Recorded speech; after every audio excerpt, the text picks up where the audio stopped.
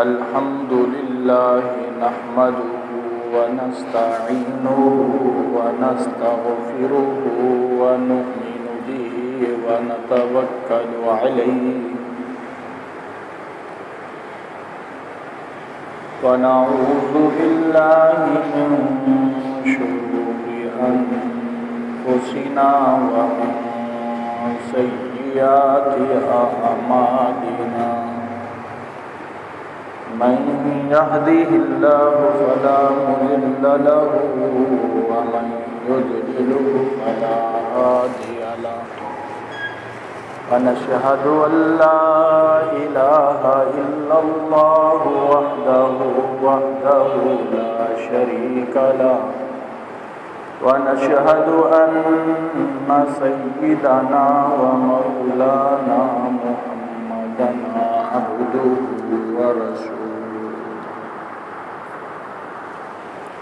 أما بعد فأعوذ بالله من الشيطان الرجيم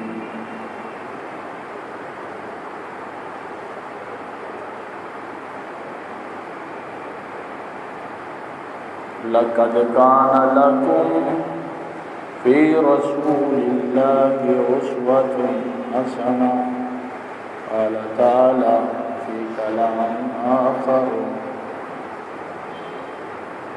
قل متاع الدنيا قليل قال النبي صلى الله عليه وسلم كن في الدنيا كأنك غريب أو عابر السبيل أو كما قال عليه الصلاة والسلام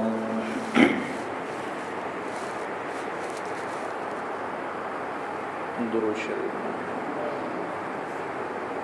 اللهم صل على محمد وعلى آل محمد كما صليت على إبراهيم وعلى آل إبراهيم إنك حميد مجيد اللهم بارك على محمد وعلى آل محمد كما باركت على إبراهيم وعلى آل إبراهيم إنك حميد مجيد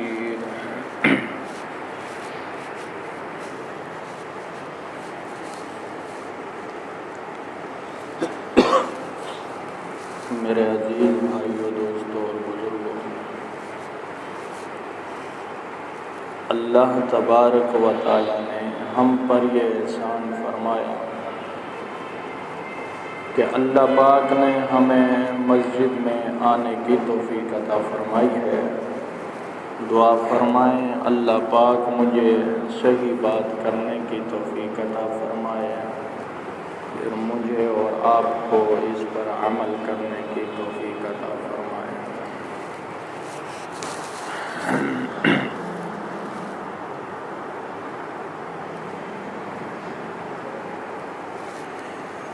میں نے آپ کے سامنے قرآن مقدس میں سے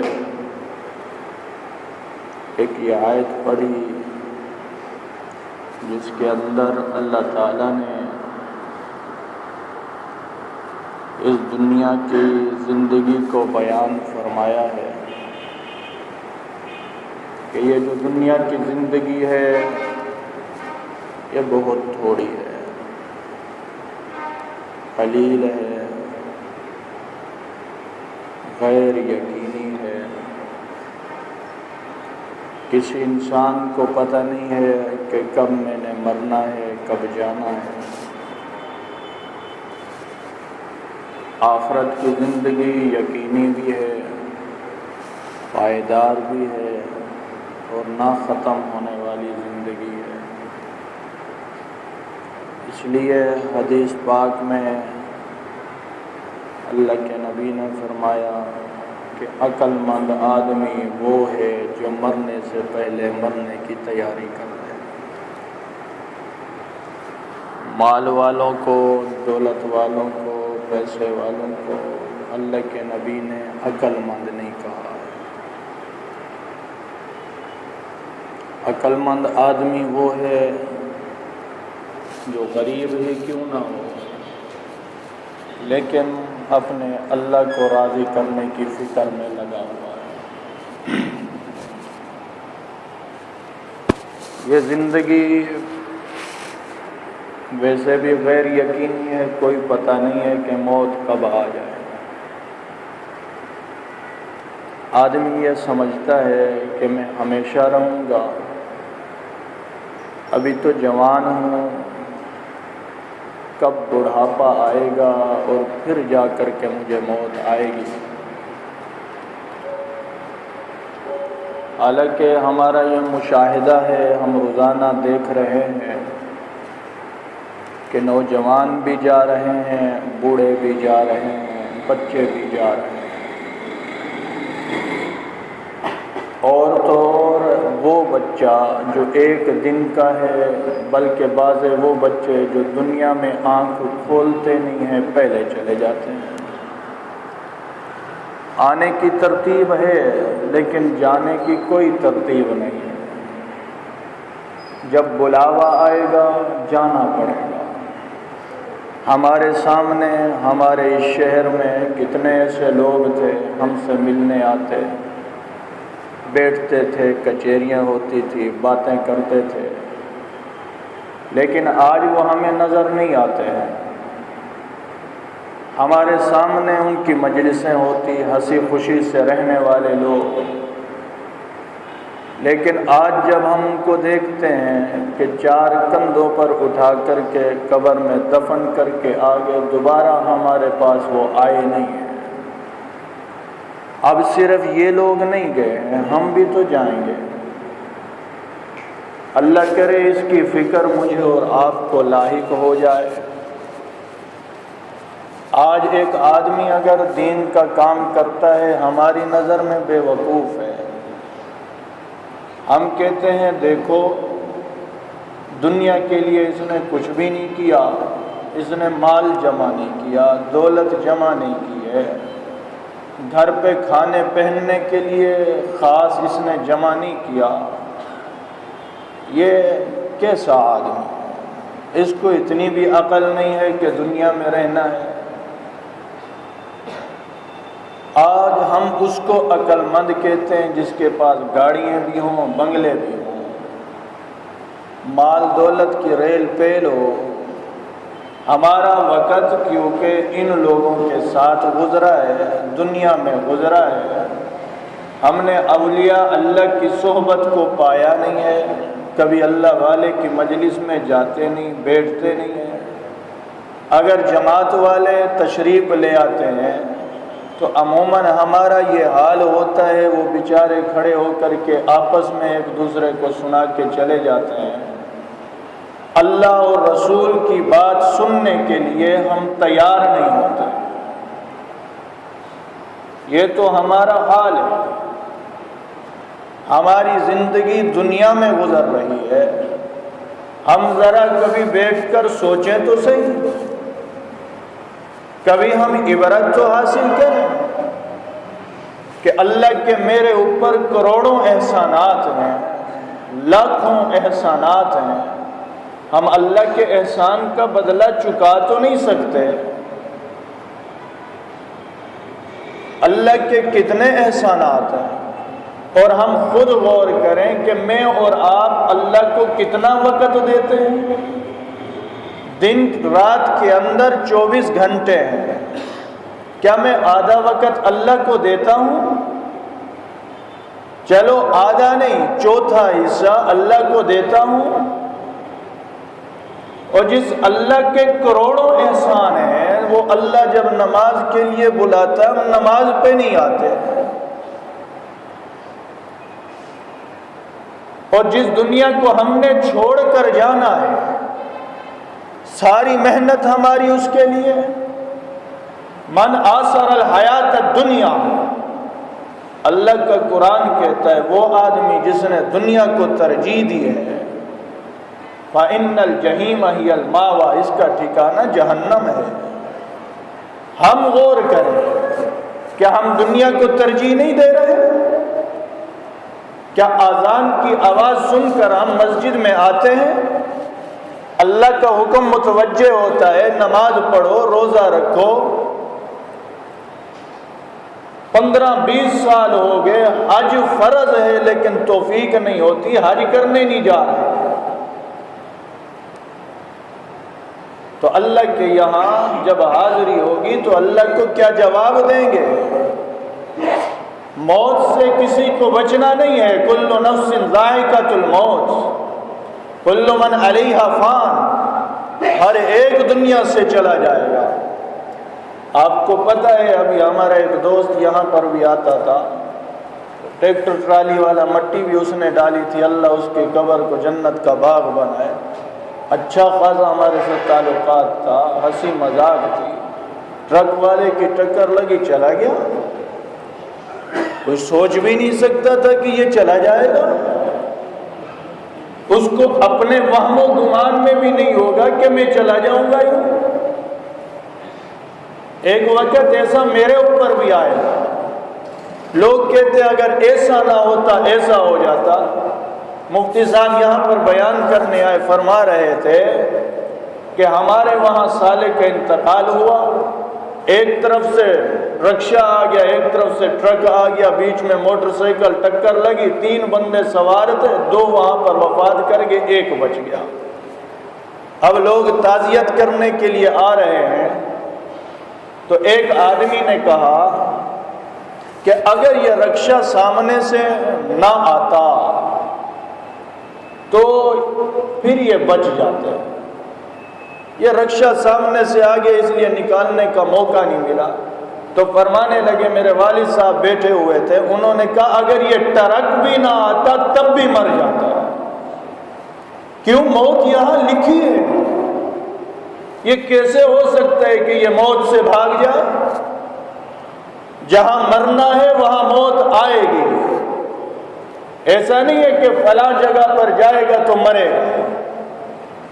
ملک الموت حضرت سلیمان علیہ السلام کے پاس آئے، ان کے ساتھ ایک بندہ کھڑا ہوا تھا، آدمی کھڑا ہوا تھا۔ ملک الموت نے ان کو گھور کر کے دیکھا، بعد میں ملک الموت وہاں سے چلے گئے۔ حضرت اسرائیل علیہ السلام موت کا فرشتہ ہے، ہر دروازے پر آیا ہے، آ چکا ہے، آئے گا۔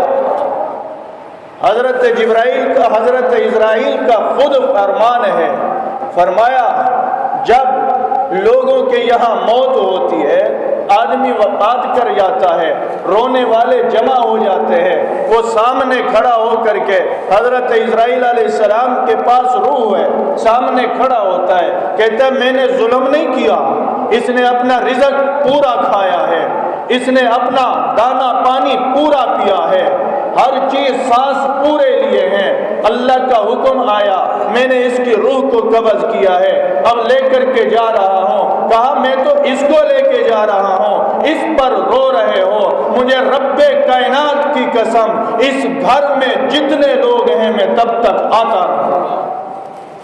آئے گا موت کا فرشتہ، موت سے نہ کوئی بچا ہے نہ بچ سکے گا۔ اللہ کرے یہ یقین ہمارے دلوں میں آ جائے۔ ہم دنیا کے پیچھے ہیں، ہم نے موت کو بھلا دیا، گھروں میں تذکرے ختم ہو گئے، مجلس میں تذکرے ختم ہو گئے۔ ایک آدمی ایک ملا کے پاس گیا، یہ جو مچھلیاں پکڑتے ہیں، اب وہ سمندر کے کنارے سویا ہوا ہے۔ اس آدمی نے کہنے لگا کہ آپ یہاں سوئے ہوئے کیا کرتے ہو؟ کہا میں مچھلیاں پکڑتا ہوں، یہاں پر پھر بازار میں جا کر کے ان کو بیچتا ہوں۔ کہا آپ کا باپ کیا کرتا تھا؟ کہا وہ بھی مچھلیوں کا کام کرتا تھا۔ کہا کیا ہوا؟ کہا اسی دریا میں ڈوب کے مر گیا۔ کہا دادا بھی اسی دریا میں ڈوب کے مر گیا، وہ بھی مچھلیاں پکڑتا تھا۔ تو اس آدمی نے کہا پھر ایسا کام چھوڑ کیوں نہیں دیتے ہو؟ باپ مر گیا، دادا مر گیا، پردادا مر گیا، اب تو بھی مرنا چاہتا ہے؟ تو اس نے کہا، ہنس پڑا، کہنے لگے یہ بتا اب کہاں سے آئے ہو؟ کہا میں شہر سے آیا ہوں۔ کہا آپ کے گھر میں آپ کا والد ہے؟ کہا نہیں، وہ وفات کر گیا۔ کہاں مرا؟ کہا گھر پہ بستر پر مر گیا۔ کہا دادا؟ کہا وہ بھی گھر پہ بستر پر مر گیا۔ پردادا؟ وہ بھی۔ کہا ایسا گھر چھوڑ کیوں نہیں دیتے؟ جہاں روزانہ وفات ہوتی ہے، باپ مر گیا، دادا مر گیا، گھر کو چھوڑو نا۔ تو موت صرف سمندر میں نہیں ہے، موت تو چلتے پھرتے بھی آ جاتی ہے، موت تو رات کو سوتے ہوئے بھی آ جاتی ہے، موت تو مجلس لگی ہے، کچہریاں چل رہی ہیں، وہاں پر بھی آدمی کو پتہ نہیں پڑتا، پھر کہتے ہیں اٹیک ہو گیا، یہ آدمی چل بسا۔ تو موت سے کوئی آدمی نہیں بچے گا، اس لیے ہم نے آخرت کی فکر کرنی ہے، ہمیشہ ہمیشہ آنے والی زندگی کو سوچنا ہے، اپنے بچوں کے دل میں یہ بات کو بٹھانا ہے کہ مرنا ہے بیٹا، مرنا ہے۔ اپنے گھر میں اپنی بیوی کو، اپنے ماں باپ کو نصیحت کرنی ہے، ایک وقت آئے گا ہم اس کو چھوڑ کر کے چلے جائیں گے، ٹھیک ہے ہر چیز ہے، لیکن آدمی دین کے بغیر چلا گیا کام کا نہیں ہے۔ میرے نبی کے سامنے ایک آدمی گزرا، آپ نے فرمایا میرے صحابی بتاؤ یہ آدمی کیسا ہے؟ تو عرض کیا گیا یا رسول اللہ صلی اللہ علیہ وسلم بڑا آدمی ہے، مال والا، دولت والا، پیسے والا، مجلس میں بات کرے گا سارے متوجہ ہوں گے، شادی کا پیغام بھیج دے کوئی انکار نہیں کرے گا۔ تھوڑی دیر کے بعد ایک اور آدمی آیا، آپ نے پوچھا میرے صحابی بتاؤ اس کے بارے میں آپ کیا کہتے ہو؟ عرض کیا یا رسول اللہ صلی اللہ علیہ وسلم غریب ہے، کوئی بات کرے یہ بات کرے کوئی سنے گا نہیں، نکاح کا پیغام بھیج دے کوئی قبول نہیں کرے گا۔ اللہ کے نبی نے ارشاد فرمایا میرے صحابہ اگر پہلے والے لوگوں کی طرح، پہلے والے آدمی کی طرح پوری دنیا بھر جائے، یہ اکیلا آدمی ان سب سے بہتر ہے۔ تو اللہ تو دینداری کو دیکھے گا، نمازوں کو دیکھے گا، دنیا کا سکہ پیسہ ہے، آخرت کا سکہ نیکی ہے۔ بے وقوف وہ نہیں ہے جو دین میں لگا ہے، بے وقوف وہ ہے جس نے دین کو دنیا کی خاطر گنوا دیا ہے۔ دیکھتا نہیں ہے روزانہ جا رہے ہیں، دیکھتا نہیں ہے جنازے روزانہ جا رہے ہیں۔ تو عرض کر رہا تھا حضرت سلیمان علیہ السلام نے جب اس آدمی کو دیکھا، باتیں ہو رہی تھی، ملک الموت وہاں سے چلا گیا، اسرائیل علیہ السلام وہ وہاں سے چلے گئے، تو اب اس آدمی نے حضرت سلیمان علیہ السلام سے پوچھا یہ کون تھا؟ تو حضرت نے فرمایا یہ ملک الموت ہے، اسرائیل علیہ السلام ہے۔ کم میری طرف ایسے گھور کے دیکھ رہا تھا جیسے میرا سانس قبض کرنے آیا ہے، مجھے تو بڑا ڈر لگ رہا تھا، لگتا ہے میرے پیچھے آیا تھا، مجھے لینے آیا تھا۔ آپ ہوا کو حکم کرو مجھے ہندوستان بھیجو، اب وہاں سے ملک شام سے، فلسطین سے ہندوستان کا ہوا حضرت کے حکم کے تابع تھی، ہوا نے اٹھایا، تھوڑی دیر میں پھینک دیا، وہاں پر اٹھا کر کے پہنچا دیا۔ جیسے ہمارے آج جہاز چلتے ہیں تو حضرت سلیمان علیہ السلام کا تخت اڑا کرتا تھا۔ یہ صرف دنیا مادے سے ترقی نہیں کرتی، ایمان اور عمل سے بھی کرتی ہے۔ ہم نے مادے پہ محنت کی ہے، اس کو لوہے کو ہوا میں اڑا دیا ہے، مادے پہ محنت کی ہے، بڑی بڑی گاڑیاں تیار ہو گئی ہیں، مادے پہ محنت کی۔ صحابہ نے ایمان پر محنت کی تھی، ان کو ان مادی چیزوں کی ضرورت نہیں، ہاں ان کو اگر ٹھنڈک کی ضرورت ہوتی یوں ہاتھ اٹھاتے، اللہ موسم گرما کو سرما میں بدل دیتا تھا۔ صحابہ نے ایمان پہ محنت کی ہے۔ آج ہم نے محنت مادے پہ کی ہے، ٹیلی فون بنائے، یہاں بندہ بیٹھا ہے امریکہ میں بات کر سکتا ہے، سعودی عرب میں بات کر سکتا ہے۔ صحابہ نے ایمان پہ محنت کی۔ حضرت عمر رضی اللہ تعالیٰ منبر رسول پر کھڑے ہو کر کے کہتے ہیں یا ساریۃ الجبل، حضرت کی آواز ہوا وہاں سے لے کر ہزاروں میل دور حضرت ساریہ کے کانوں تک پہنچاتی ہے۔ ہم نے مادے پر محنت کی ہے کہ ایسی چیزیں تیار کی، آگ لگی ہوئی ہو تو اس کو ختم کر دیتے ہیں۔ حضرت صحابہ کرام نے ایمان پر محنت کی تھی۔ ایک غار سے آگ نکلی، مدینہ کی طرف آ رہی تھی، حضرت نے اپنی چادر دی تمیم داری رضی اللہ تعالیٰ عنہ کو، فرمایا جاؤ یہ چادر کے ذریعے آگ کو غار کے اندر دھکیل کر کے لاؤ۔ صحابہ فرماتے ہیں ہماری آنکھوں نے دیکھا حضرت چادر کے ذریعے آگ کو ایسے دھکیل رہے تھے جیسے جانور کو دھکیلا جاتا ہے۔ ہم نے مادے پر محنت کی ہے۔ ہم کہتے ہیں دیکھو ہم پہلے بتا سکتے ہیں یہاں زلزلہ آئے گا، یہاں طوفان آئے گا، سمندر میں طوفان آنے والا ہے۔ صحابہ نے ایمان پر محنت کی ہے۔ حضرت عمر رضی اللہ تعالیٰ عنہ کا زمانہ ہے، مدینے میں زلزلہ آیا ہے، وَضَرَبَ عمر الدرات بالعرض، حضرت عمر نے اپنے درے اپنی لاٹھی کو زمین پر مارا، کہا ٹھہر جا، میں تیرے اوپر انصاف نہیں کرتا۔ اس دن سے زلزلہ ٹھہرا ہے، آج تک نہیں آیا۔ ہم روک تو نہیں سکتے نا، زلزلے کو روک سکتے ہیں، بتا سکتے ہیں کہ آئے گا، لیکن روک نہیں سکتے، وہ ایمان نہیں ہے۔ ہم نے ایمان پر محنت نہیں کی ہے، مادیات پر محنت کی ہے۔ ہم نے اللہ کو راضی کرنے پر محنت نہیں کی ہے، ان چیزوں پر محنت کر دی ہے۔ صحابہ کرام نے ایمان پر محنت کی تھی۔ آج ہمارے پاس سب کچھ ہے، ہمارے پاس ایٹم بم بھی ہے، ہمارے پاس بم بھی ہے، ہمارے پاس ہر قسم کا مسئلہ ہے، اندر سے خالی ہے، اندر سے خالی ہے۔ میرے اندر ایمان کامل نہیں ہے، اس لیے غیر دھمکیاں دیتے ہم کچھ کر نہیں سکتے ہیں۔ صحابہ کے پاس کچھ نہیں تھا، ایمان تھا۔ حضرت عکاشہ رضی اللہ تعالیٰ عنہ کو میرے نبی نے صرف کھجور کی چھڑی، کھجور کی لکڑی توڑ کر دی۔ کتنی بڑی لکڑی ہوتی ہے؟ حضرت عکاشہ فرماتے ہیں میرے ہاتھ میں وہ چھڑی آئی تلوار کا کام کر رہی تھی، میں ایسے گھماتا ان کی گردن دور جا کے گرتی تھی۔ ہمارے اندر خالی ہیں، ہم ظاہر کو سنوارتے ہیں، ٹائی پہنتے ہیں، پینٹ پہنتے ہیں اور طرح طرح کے کپڑے پہن کر کے اندر کے خلا کو پر کرنا چاہتے ہیں۔ کیسے پر ہوگا؟ ان چیزوں سے اندر کا خلا تو نہیں بھرے گا، اولیاء اللہ کی صحبت نہیں ہے۔ اس لیے مال کو دیکھ کے رال گرتی ہے، مال کو دیکھ کے ہم چریے ہو جاتے ہیں، پاگل ہو جاتے ہیں۔ صحابہ کرام کا اندر بنا ہوا تھا، دنیا کی کوئی طاقت ڈرا نہیں سکتی تھی۔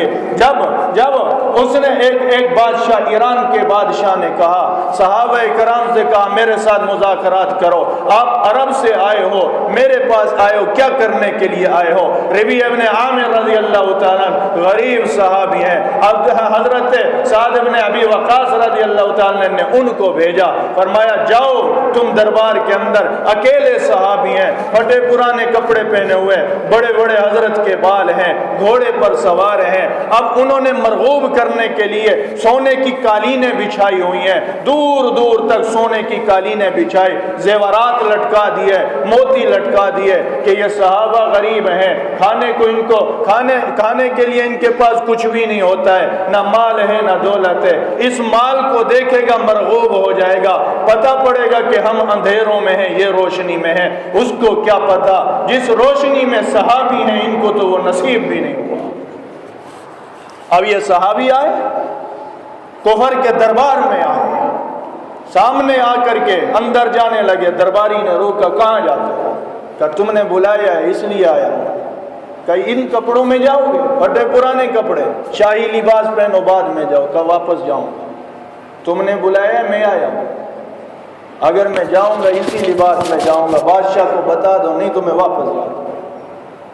بادشاہ تک پیغام پہنچایا کہ وہ اسی لباس میں آ رہا ہے، کہ آنے دو۔ اندر آ رہے تھے، اندر جانے لگے، گھوڑے پر قالینیں سونے کی بچھی ہوئی ہیں، گھوڑے پر اندر جا رہے ہیں۔ انہوں نے روکا، گھوڑے سے اتر کے جاؤ۔ کہا تم نے بلایا ہے؟ میں خود آیا۔ کہا ہم نے بلایا۔ کہا میں واپس جاؤں گا نہیں تو گھوڑے سمیت جاؤں گا۔ بتانا چاہتے تھے یہ جو سونا ہے تمہارے یہاں اس کی قدر ہوگی، محمد الرسول اللہ صلی اللہ علیہ وسلم کے غلاموں کے یہاں کوئی قدر نہیں، تمہارے یہاں اس کی قدر ہے۔ ہم تو اس کو پاؤں کا دھول بھی نہیں سمجھتے ہیں، ہمارے لیے سب کچھ ہمارے پیارے محمد الرسول اللہ صلی اللہ علیہ وسلم۔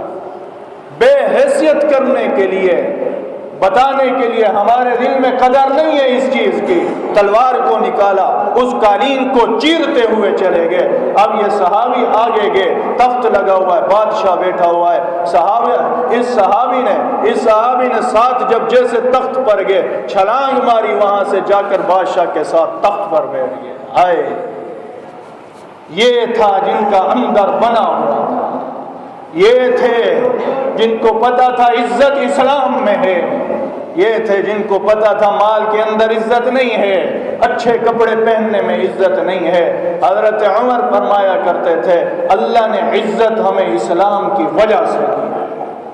آج وہی اسلام ہے، ہم نے پیچھے کیا، اللہ نے ذلیل کر کے رکھ دیا۔ ہم نے عزت تلاش کی، ہمارے وزراء جاتے ہیں امریکہ افریقہ کے اندر جاتے ہیں، اللہ کی پناہ، لباس بھی ان کا، ہر چیز ان کی، پھر کہتے ہیں مولوی منع کرتے ہیں انگریزی تعلیم حاصل کرنا چاہیے۔ مولوی انگریزی تعلیم سے منع نہیں کرتا ہے، انگریزی تعلیم سے مولوی منع نہیں کرتا ہے، انگریزی تہذیب سے منع کرتا ہے۔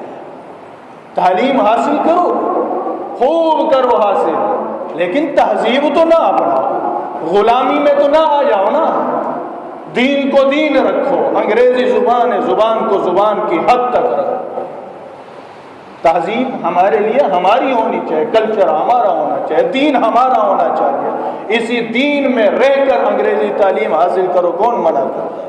لباس ان کا ہو، ٹائیں ان کی ہو، سر کے بال ان کے ہو، اوپر سے سر سے لے کر پاؤں تک غلامی میں رنگ کر تعلیم حاصل کرو گے انگریزوں۔ یہ صحابہ یہ ہیں، گھبراتے نہیں ہیں۔ وہاں پر گیا، اب وہ بادشاہ اس نے جب دیکھا ساتھ میں آ کر کے بیٹھ گئے، کہا کیسے آئے ہو، کیا کرنے آئے ہو، ہزاروں میل سفر کر کے عرب سے یہاں کیا لینے آئے ہو؟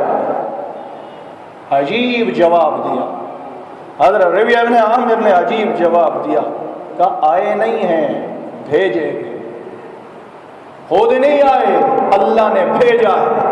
کیا کرنے آئے ہو؟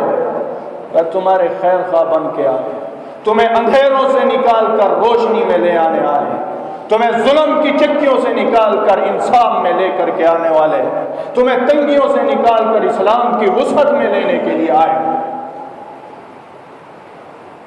ہم بھیجے گئے ہیں، تمہارا دین تنگ ہے، ہمارا دین وسعت والا ہے، تمہارا دین ظلم سکھاتا ہے، ہمارا دین انصاف سکھاتا ہے، تمہارے دین میں ظلمتیں اندھیرے ہیں، ہمارے دین میں روشنی ہے۔ ہم وہاں، آج ہمارے کہتے ہیں روشنی وہاں ہے، یہاں نہیں ہے۔ جو پیارے محمد الرسول اللہ صلی اللہ علیہ وسلم کا غلام بنا، وہ علم حاصل کیا، مسلمان کہتے ہیں یہ کیا کر رہا ہے؟ تو عالم بنے گا، حافظ بنے گا، اندھیرے میں جا رہا ہے، دنیا کو چھوڑ رہا ہے، کیا بنے گا؟ یہ ان کی سوچیں ہیں، مسلمان کی یہ سوچ نہیں ہے۔ مسلمان رزق کے لیے نہیں جیتا، مسلمان اللہ کے لیے جیتا ہے۔ مسلمان روٹی کے لیے نہیں جیتا ہے، یہ انگریزوں کا نظریہ ہے۔ بعض نے کہا روٹی کے لیے جیتا ہے، مسلمان روٹی کے لیے جیتا ہے، بعض کہتا ہے نہیں وہ انسان روٹی کے لیے جیتا ہے، بعض کہتے ہیں نہیں روٹی کے لیے، تفوق کے لیے، ایک دوسرے سے بڑھنے کے لیے، بعض کہتے ہیں نہیں مسلمان جو ہے یہ جنسی خواہش کو پوری کرنے کے لیے جیتا، زندگی گزارتا ہے۔ اسلام نے کہا نہیں مسلمان اللہ کے لیے جیتا ہے۔ ہم تو یہ ہیں۔ اب جب وہ حضرت ربیعہ واپس جانے لگے، اس نے مٹی کا ٹوکرا بھرا، بیعزتی کرنے کے لیے سر پہ رکھا، تو حضرت تھوڑی دور مٹی کے ٹوکرے کو لے کے گئے، کہا بادشاہ تیری عقل پہ مجھے حیران ہے، ہم اس ملک کو فتح کرنے کے لیے آئے، تو نے اپنا ملک خود میرے سر پہ رکھا، مٹی خود دے دی تو نے۔